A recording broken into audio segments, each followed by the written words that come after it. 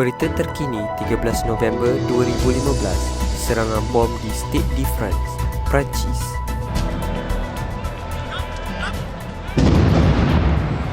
Hai, saya Muhammad Raiman bersama saya Safi Syahri melaporkan berita terkini tentang kejadian di France. Kejadian ini dikatakan berkait rapat dengan Islamic Daesh atau dikenali sebagai Islamic State of Iraq and Syria atau dikenali sebagai ISIS. Hal ini secara tidak langsung telah merancakkan kembali isu Islamofobia di negara tersebut. Untuk mengetahui lebih lanjut, kita serahkan kepada Hakimin Arif yang berada di lokasi kejadian. Okey, terima kasih kepada sahabat saya di Sri Pentas. Bersama saya Muhammad Hakimin Arif di tempat kejadian. Saya kini berada di Stade de France, stadium yang terletak di pinggir utara Paris, di mana berlakunya kejadian letupan pada pukul 9.20 waktu tempatan. Presiden France, iaitu François Hollande, mengatakan serangan ini dirancang oleh kumpulan militan IS. Masih ramai lagi di kalangan rakyat Malaysia, kita tidak tahu akan kehadiran kejadian Islamofobia ini. Malah, ada yang tidak pernah dengar akan perkataan Islamofobia. Aiman dan Syafiq, balik ke Sri Pentas. Terima kasih kepada rakan setugas. Islamofobia dari segi bahasa merujuk kepada fenomena kebimbangan atau fobia kepada Islam.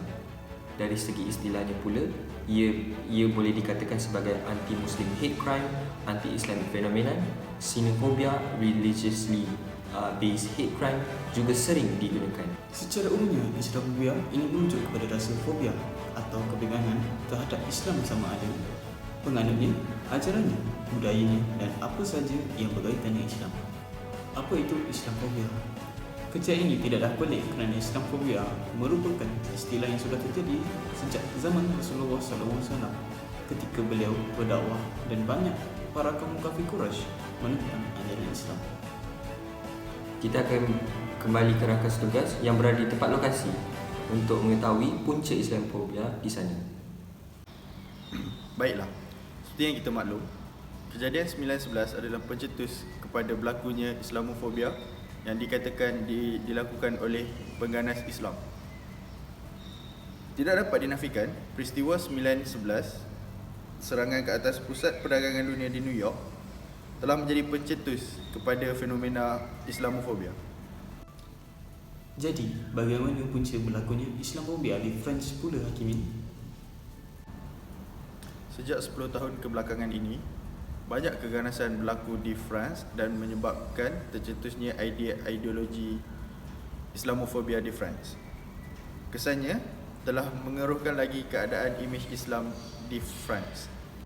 Sebagai contoh, pada tahun 2015 sehingga tahun 2020, sebanyak 138 kejadian telah dicatatkan dan angka korban sebanyak hampir 200 orang.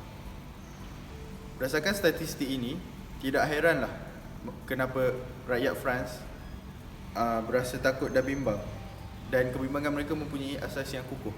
Tambah memilukan kita, suara Muslim yang sederhana di France seolah-olah tenggelam dengan amukan media massa yang memukul rata semua penduduk Islam itu adalah pengganas.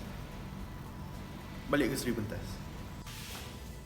Oleh demikian, antara kesan kejadian Islamofobia di negara tersebut ialah yang pertama, Perancis meluluskan pindaan rang undang-undang pemisahan yang melarang wanita berumur di bawah 18 tahun di negara itu untuk daripada memakai pakaian keagamaan di tempat-tempat awam.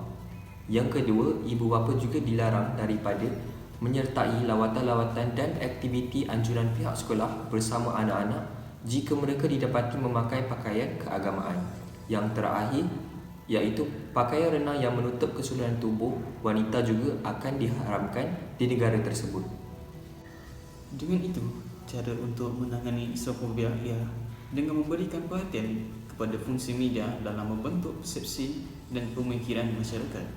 Media harus lebih bertanggungjawab dalam memastikan program yang disiarkan, termasuk berita yang dipaparkan, tidak menggambarkan perkara yang salah tentang Islam. Seterusnya ialah membina kefahaman dari segi program pendidikan yang komprehensif adalah amat perlu dalam proses membina kefahaman tentang Islam kepada bukan Islam dan juga Muslim.